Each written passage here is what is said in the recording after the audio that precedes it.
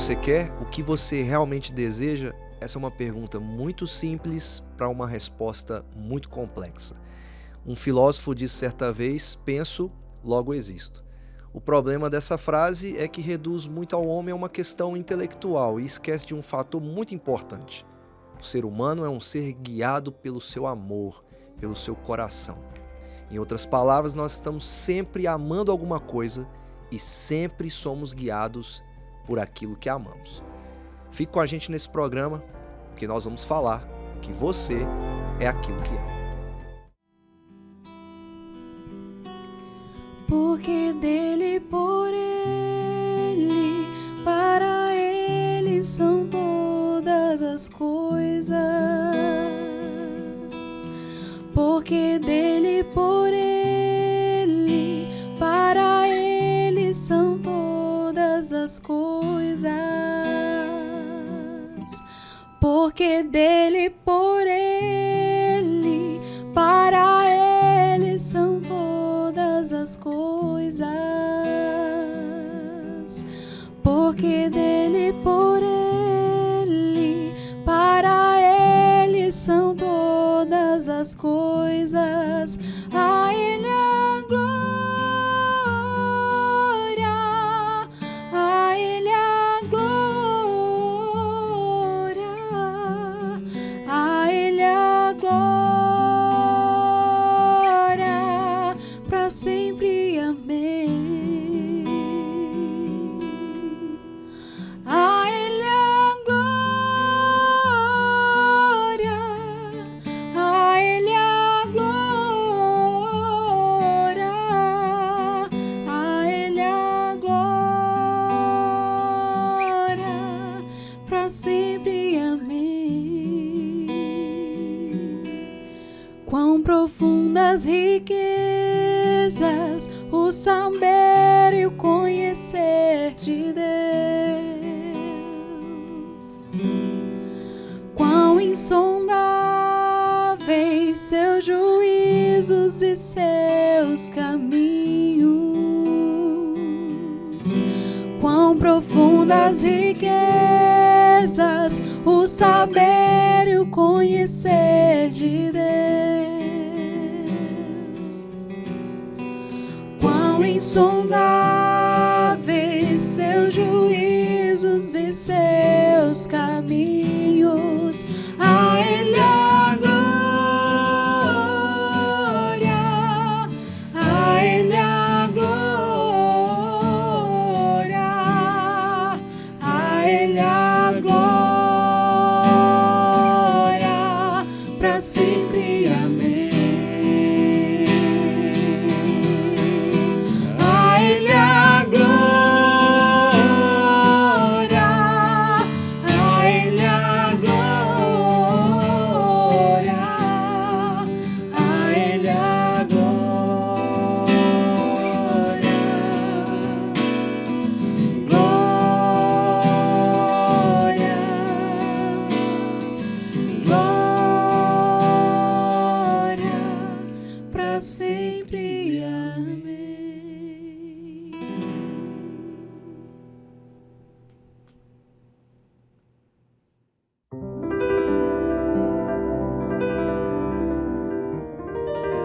Olá, seja muito bem-vindo aqui mais uma vez ao nosso programa. Estamos falando sobre Você é Aquilo que Ama. Uma série de programas aqui da Primeira Igreja Presbiteriana de Governador Valadares, onde eu tenho a oportunidade de conversar com alguns irmãos, colegas de ministério, seja da Primeira Igreja ou não. E hoje eu continuo conversando aqui com o nosso evangelista, que trabalha na Igreja do Jardim do Trevo, aqui em Governador Valadares, que é o Charleston. E nós conversamos um pouco aqui no último programa sobre discipulado, e uma das últimas coisas que nós falamos foi essa mudança de identidade, falando que Jesus é o verdadeiro humano, né? E por isso ele muda a nossa humanidade, ele muda quem nós somos.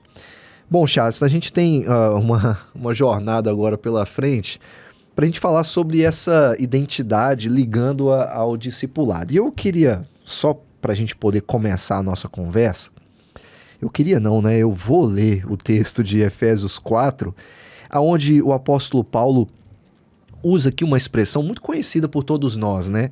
A partir do versículo 22 de Efésios 4, ele fala assim: no sentido de que, quanto ao trato passado, vos despojais do velho homem. Essa é uma expressão bem comum no nosso meio. Que se corrompe segundo as concupiscências do engano, e vos renovais no espírito do vosso entendimento. E vos revistais do novo homem, criado segundo Deus, em justiça e retidão, procedentes da verdade.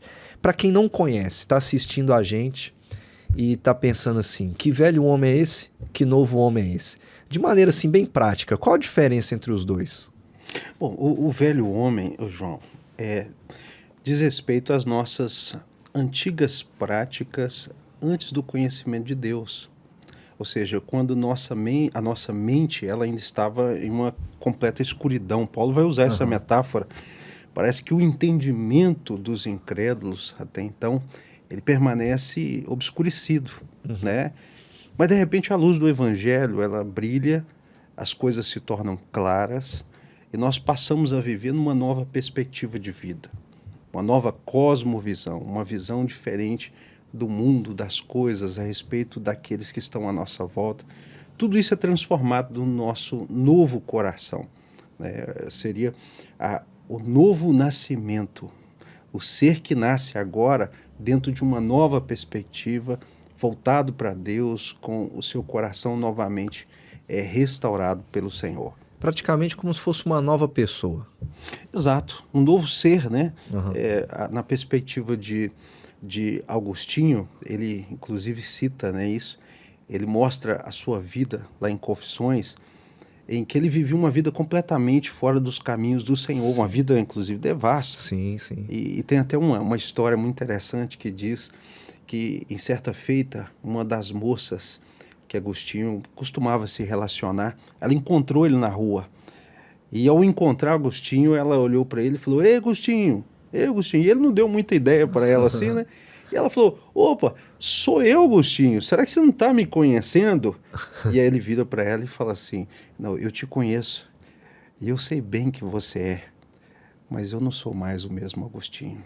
Olha só, ele que agora legal. É um novo homem, um novo ser, transformado para a honra e glória do Senhor. Então, uma nova pessoa. Então é interessante, né? A gente ligar isso ao discipulado. A gente falou muito de discipulado aqui, contamos muitas histórias, né? Como é que o discipulado tem um impacto na nossa vida e a intimidade com Deus, tudo isso tem um objetivo final, né? Não dá pra gente ficar como a gente era antes. É preciso haver uma mudança. Deus tem esse propósito com a gente, né? Mudar a nossa vida e, por que não, mudar a nossa própria identidade, né? Exato. Isso começa dentro de nós, igual a gente falou no programa passado. Começa por dentro, quando os nossos corações são transformados. E os nossos hábitos, a nossa maneira de ser, tudo isso é reorientado. E nós nos revestimos agora do novo ser, que procura ser sempre a imagem e semelhança de Cristo. Então as velhas coisas se passaram e eis que tudo se fez novo nas nossas vidas. Sim, antes da gente começar aqui, a gente estava rindo um pouquinho, lembrando de algumas frases que cristãos gostavam de usar.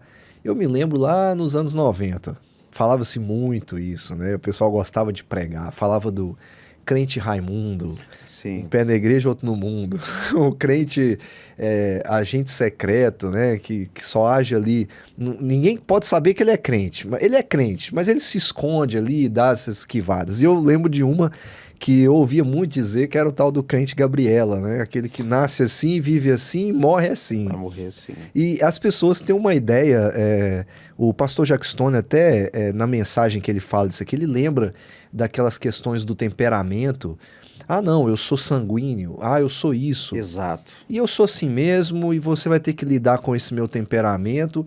Mas existe uma ideia aqui de Paulo, de que ele fala muito de alguns hábitos, né? E dá algumas ideias aqui de mudança, né? Por exemplo, o que roubava não vai roubar mais, Exato. Um monte de coisa. Mas não é só uma questão externa, né? Existe uma transformação interna também, onde a pessoa que antes era muito irritada com tudo, ela vai aprender a ser mais paciente. Essa mudança, ela é real? E por que que ela é tão necessária assim? Por que que a pessoa não pode dizer assim, ah, mas eu sou assim mesmo, qual que é o problema? Começando com o contrário disso, né, João?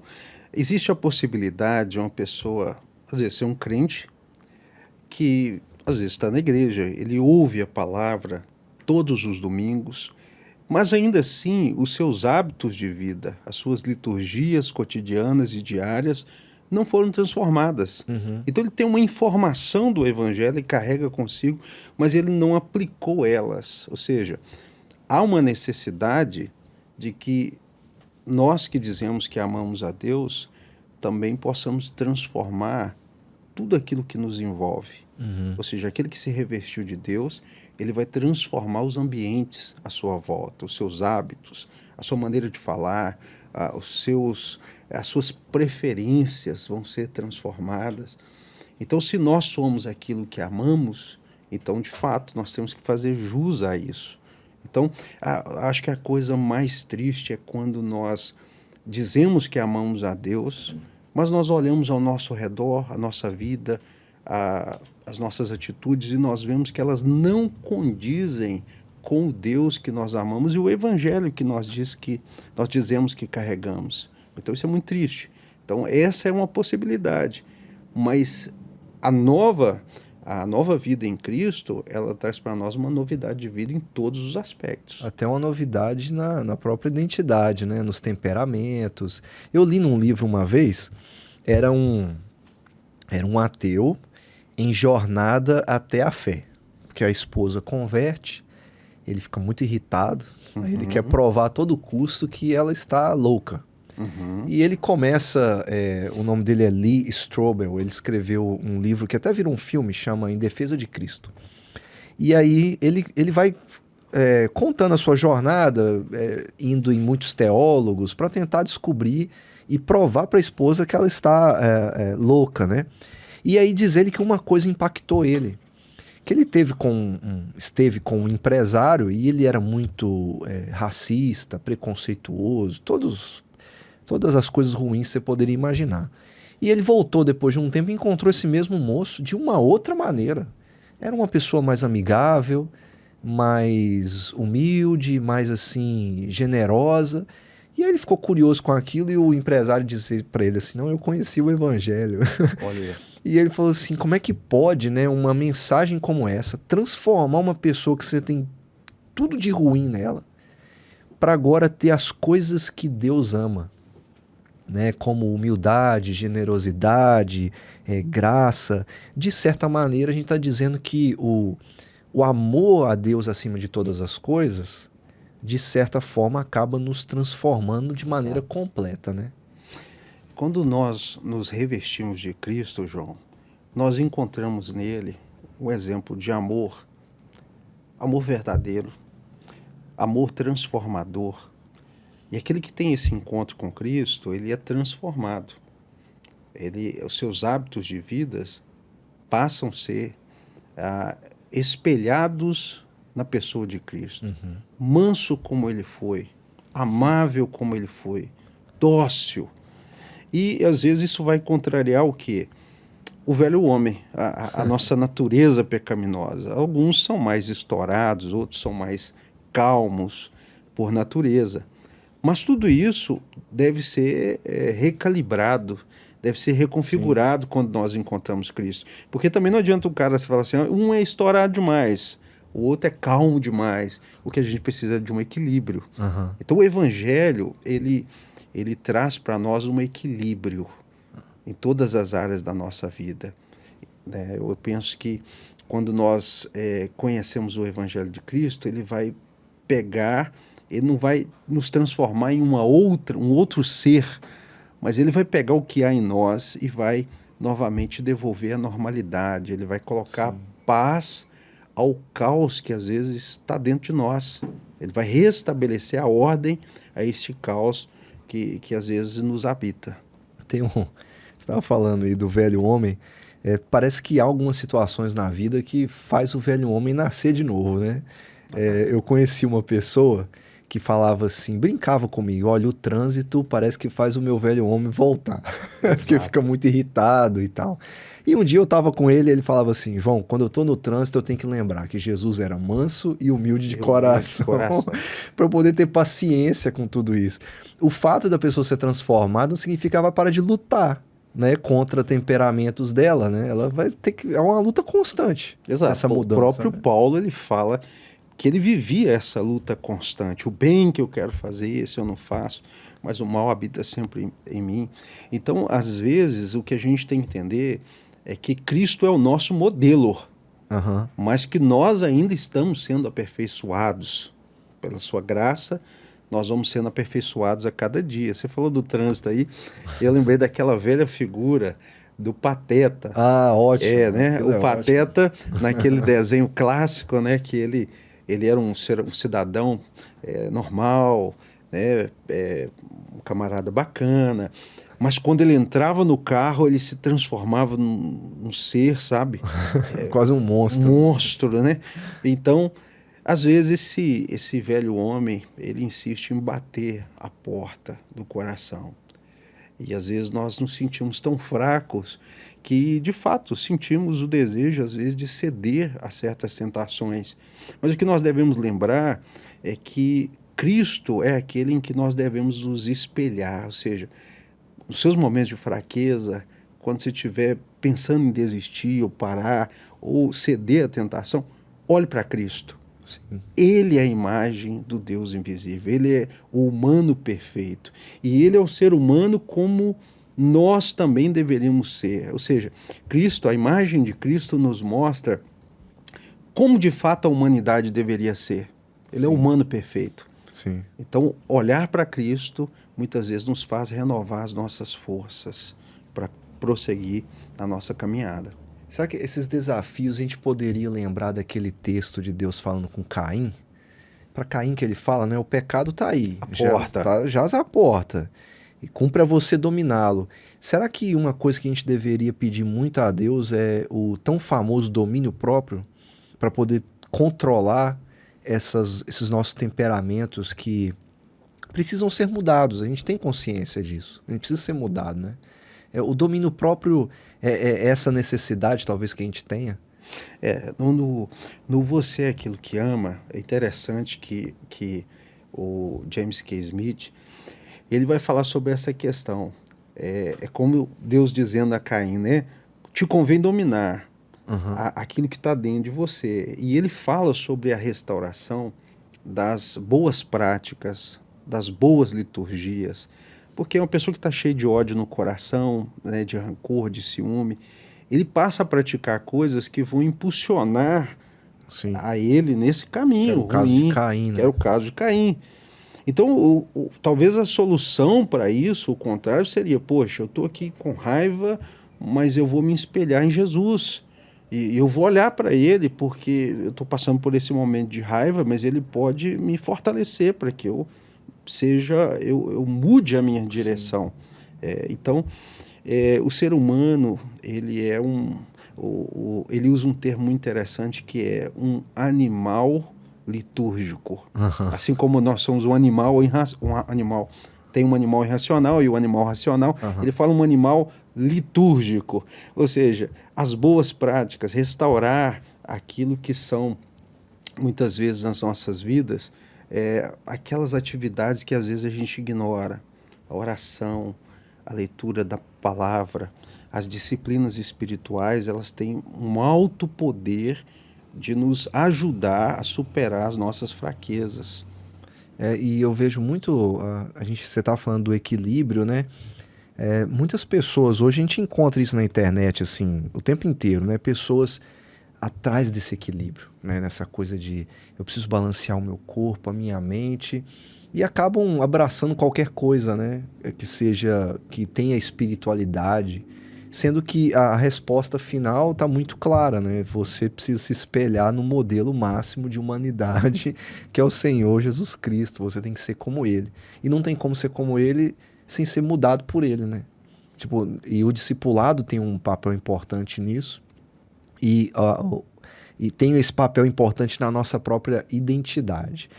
Tem uma coisa, por exemplo, que eu estava lembrando hoje em casa, uma conversa que eu tive com a minha filha. E uma coisa que eu sempre precisei lutar foi contra a minha timidez. Olha, Tem gente que é muito corajoso demais, né? Tem gente que é tímido demais. E eu sei que a timidez é um problema, né? Timidez é um problema gravíssimo. E eu lembro quando eu fui pro seminário, eu pensei assim, rapaz, como é que eu vou conseguir ser pastor sendo tímido do jeito que eu sou? E a primeira vez que eu falei dentro de sala, eu tremia demais, muito nervoso. E aí esses dias a minha filha tava falando pra mim assim, ô papai, eu tenho vergonha de cantar na frente de todo mundo. Eu falei assim, eu também tenho. Aí ela falou assim, mas você não tem vergonha de pregar. Aí eu falei, ô minha filha, você me vê lá na frente, mas você não sabe a luta que eu tenho contra tudo aquilo que me impede de fazer o que eu devo fazer. Tem alguma coisa que você precisou lutar ao longo dessa sua caminhada cristã? Não só de temperamento, né, mas também, sei lá, como uma timidez, por exemplo. Tem alguma coisa que você precisou lutar contra e talvez precise lutar até hoje? não, é uma luta constante, né, João? Na verdade, todos nós temos as nossas debilidades e fraquezas. Eu mesmo, eu venho de um contexto, né, de uma família que foi fragmentada. Meu pai se separou da minha mãe. Então, foram muitas lutas que eu tive que superar, né? O medo da vida, do que será o amanhã, tudo isso fez parte de uma forma muito intrínseca na minha vida. Então, às vezes eu tinha medo de tudo, sabe, medo de coisas assim que são normais às pessoas comuns. Aquilo era assim algo que me deixava estarrecido. Então, em Cristo nós encontramos a capacitação que nós precisamos para superar esses limites, mesmo que seja uma timidez, um temperamento talvez agressivo, ou uma pessoa que está talvez nos ouvindo hoje e que está vivendo esse momento da sua vida, né? Ou, poxa, eu estou cheio de coisas que me cercam e que eu não consigo superá-las. Então, em Cristo, nós somos capacitados a vencê-las. Talvez alguém possa dizer assim, eu já tentei várias vezes. Eu já lutei contra o meu temperamento, eu já lutei contra o meu medo, contra a minha agressividade, contra a minha timidez e não consegui vencer. Mas a ideia não é que você as vençam por si, é que nós conseguimos vencê-las em Deus. Sim. Ele nos capacita a isso. Então é uma luta constante. Eu mesmo, nessas minhas crises, nesses medos que eu tive, muitas vezes eu pensei em desistir, parar.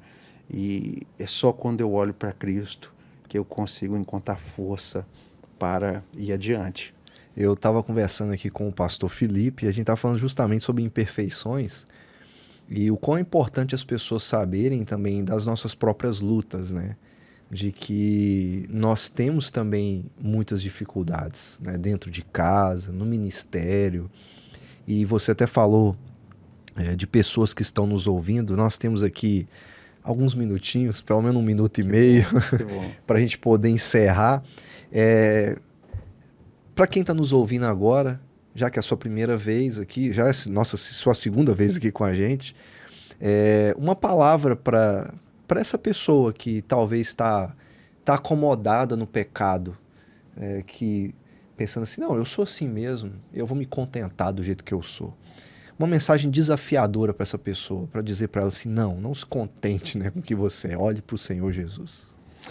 Eu acho que a mensagem ideal, ela começa mostrando a nossa incapacidade de fazer escolhas corretas sem Deus.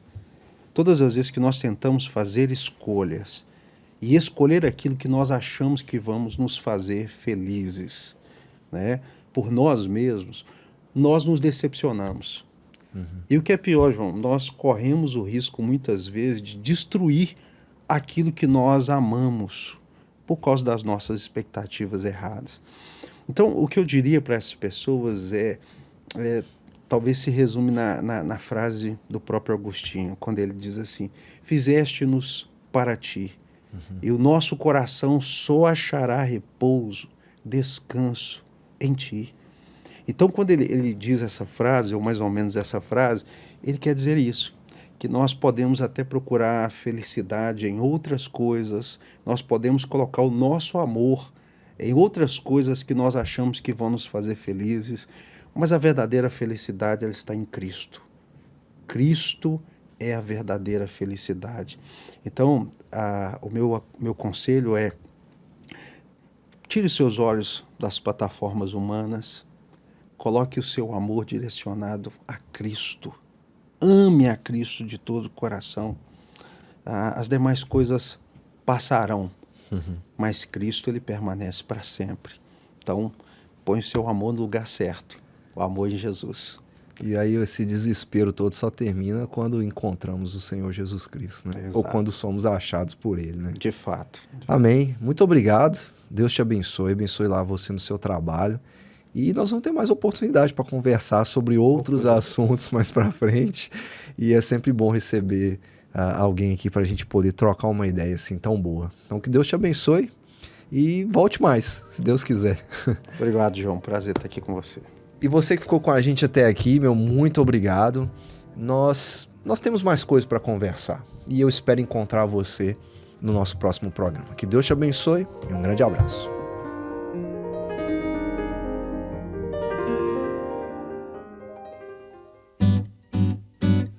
Pode ser tempo de esperar, parar pra ouvir coisas que o silêncio diz ao pé do ouvido da gente.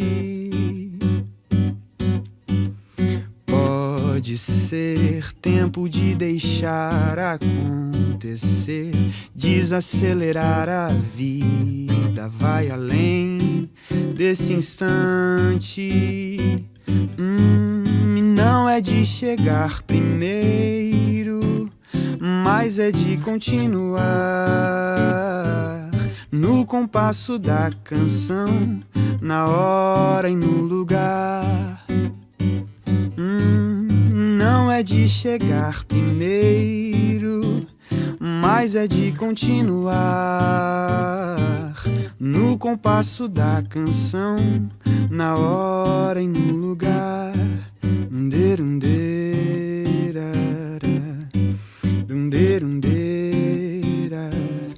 Pode ser tempo de esperar, parar pra ouvir coisas que o silêncio diz ao pé do ouvido da gente. Pode ser tempo de deixar acontecer, desacelerar a vida, vai além desse instante. E não é de chegar primeiro, mas é de continuar no compasso da canção, na hora e no lugar. Não é de chegar primeiro, mas é de continuar no compasso da canção, na hora e no lugar.